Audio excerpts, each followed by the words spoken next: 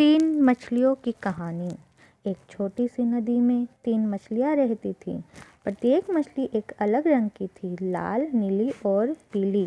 फिर भी ये तीनों मछलियाँ एक दूसरे के साथ मिलजुल कर रहती थीं।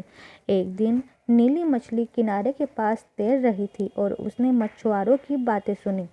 एक मछुआरा दूसरे से कह रहा था कि यहाँ नदी में मछलियाँ पकड़ने का समय आ गया है। नदी की मछलियाँ यहाँ भोजन के लिए तैरती होगी। चलो कल मछली पकड़ने चले।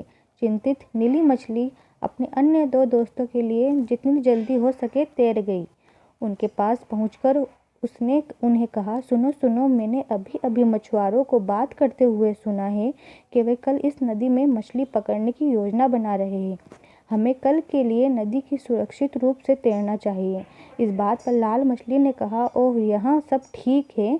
वे मुझे कभी पकड़ नहीं पाएंगे क्योंकि मैं उनके लिए बहुत जल्दी हूँ।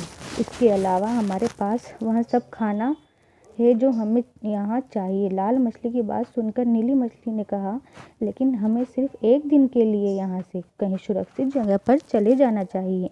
अब नीली मछली की बातें सुनकर पीली मछली ने कहा, मैं नीली मछली से सहमत हूँ। माना कि यहाँ हमारा घर है, लेकिन ज़रूरत से सुरक्षित रहने की ज़रूरत है। इन दोनों मछलियों ने अपने दोनों दोस्तों को समझाने की कोशिश की, लेकिन कोई बात नहीं बनी। जैसे ही अगली सुबह हुई, मछुआरों ने अपना जाल डाला और जितनी हो सके मछलियाँ पकड़ ली।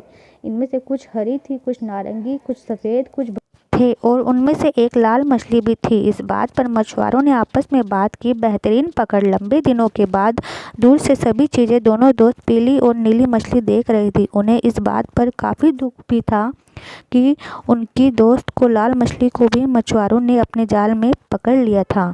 सीख।